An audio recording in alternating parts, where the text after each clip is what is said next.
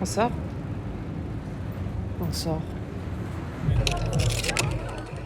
Des preuves d'amour, c'est le portrait d'une jeune femme qui s'appelle Céline et qui va être mère pour la première fois dans sa vie, avec la particularité qu'elle ne porte pas son enfant puisque c'est sa femme qui le porte. Et le film montre comment elle cherche sa place physique, intime et sa légitimité aussi légale dans cette histoire, dans cette comaternité à venir. En fait, pour adopter, on doit déposer auprès d'un juge des familles un dossier avec des photos et aussi avec des témoignages de gens de notre entourage qui disent voilà, c'est un projet commun, l'autre maman s'occupe aussi de l'enfant, etc. En fait, on doit prouver qu'on fait partie de la vie de cet enfant. Et c'est un parcours que moi j'ai vécu puisque j'ai eu une fille et que j'ai dû adopter. Il m'a semblé que c'était une trame romanesque de faire confronter mon personnage à tout un tas de regards, en fait. Elle est soumise au regard d'inconnus, mais aussi de ses amis, de sa famille, de sa belle famille et de la justice. C'était à la fois une façon de raconter cette histoire que peu de gens connaissent, en fait, ce parcours d'adoption pour ces familles-là. Et c'était aussi, voilà, pour moi, une trame romanesque de dire qu'est-ce que c'est que quand on va être mère, en fait, on est regardé. Et je crois que c'est là où le film devient aussi universel, c'est qu'en réalité, quand on va être parent, on est regardé et on est jugé. Et toute femme qui va être mère, il y a toujours une injonction à être une bonne mère. Donc en fait, c'est pas spécifique à sa situation. Et donc de cette situation particulière, on arrive à la situation que vivent la plupart des gens d'être parent pour la première fois en réalité. Moi, j'ai voulu jouer aussi sur les genres parce que Céline a la place d'ordinaire du papa. Et donc elle peut dialoguer aussi avec des hommes. Et il y a une confidence qui est possible entre eux. On est pareil dans cette situation, on est spectateur de l'arrivée de notre enfant, on ne le vit pas physiquement. Et en même temps, elle aurait pu être enceinte contrairement aux hommes. Donc en fait, on passe toujours de j'aurais pu être l'autre, je suis une femme, mais en même temps, je suis à la place de celui qui attend sans porter physiquement l'enfant. Et donc, voilà, c'est un endroit possible de dialogue entre hommes et femmes et un questionnement aussi sur le genre et comment dans l'expérience commune, le genre peut aussi peut-être s'effacer.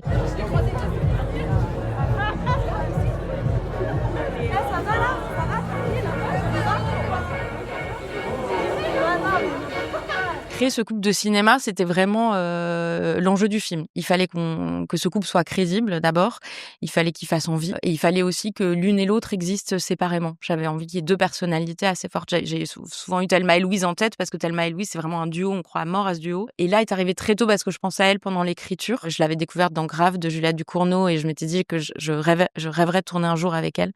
Et donc c'est vraiment une grande chance qu'elle m'ait rejoint. Et Monia est arrivée un tout petit peu plus tard parce qu'il fallait que je trouve le bon équilibre. Et en fait, quand elles se sont vues et quand on a lu ensemble, il y a une évidence absolue. Et puis le fait que Monia ait rejoint le casting, c'est super parce que d'abord c'est une grande actrice et qu'elle amène beaucoup de comédie au film.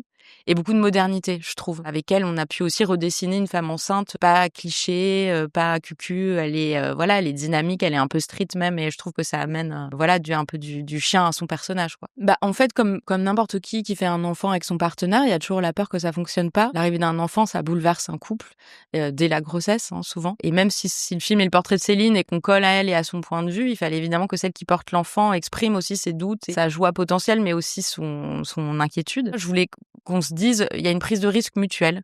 Et ça aussi, c'est universel, je pense. Et dans leur cas, en plus, la question de la légalité fait que si elles se séparaient, ou si ou si Monia, après avoir accouché, mourait, par exemple, l'autre n'aurait pas de droit sur l'enfant. Donc ça pose aussi ce déséquilibre, en fait, ce moment-là où l'enfant n'est pas légalement son enfant.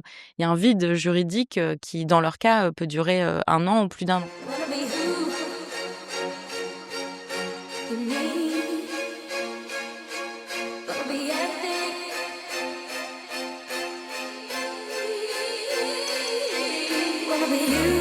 Des preuves d'amour, ça circule entre tous les personnages. D'abord, c'est prouver l'amour potentiel à son enfant qui n'est même pas là. Donc il y a c'est d'abord juridique, mais en réalité, c'est dans le coup, c'est la prise de risque mutuelle dans ce couple, et c'est surtout le lien entre la mère et la fille, entre donc Ella Rumpf et Noémie Lvovsky, parce que finalement, ces témoignages qui sont censés être administratifs, dans le film, il y a un glissement pour que ça devienne en fait une déclaration d'amour, vraiment une lettre d'amour de la mère à la fille. Noémie, je l'avais aussi en tête à l'écriture, donc je la remercie d'être venue parce que quand on écrit pour quelqu'un, on a toujours l'inquiétude qui refuse le projet. Elle est venue et qu'elle a énormément travaillé aussi son personnage de pianiste parce qu'elle est pas pianiste et il fallait vraiment que ça fonctionne dans le film. Et pour le personnage de Céline qui reçoit la relation, elle est parfois c'est attraction-répulsion et d'une phrase à l'autre, même parfois à l'intérieur des séquences. On sait pas trop sur quel pied danser avec elle. Et pourtant, le film tend vers son amour infini pour son enfant. Et ce personnage, il ouvre le film à la question de c'est quoi doit être une bonne mère et quels sacrifices on fait pour son enfant. Et c'est là où le personnage de